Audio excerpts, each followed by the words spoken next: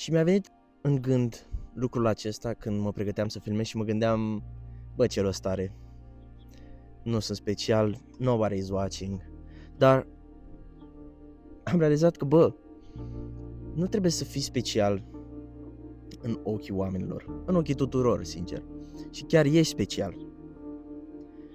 Eu, tu, mai ales, ești special în modul tău, e special pentru tine și te încurajez să faci lucruri pe care îl dorești. Sigur ai un lucru acum la care te gândești, contemplezi, bă, oare are rost? Oare s-ar uita cineva la un video de-al meu? Eu zic să-l faci, pentru că ești special. Și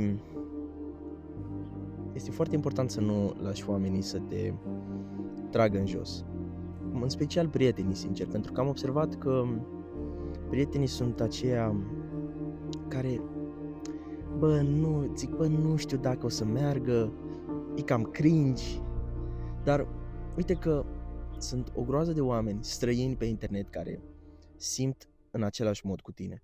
Și cred că ăsta e singurul motiv pentru care fac aceste videoclipuri sau vreau să fac aceste videoclipuri, în speranța că este cineva acolo care simte exact ca mine. Și poate pot să-l ajut.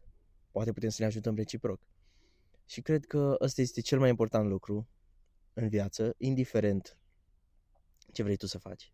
Fă-o pentru tine, ajută pe cine poți, pentru că e special. Și a ieșit și soarele.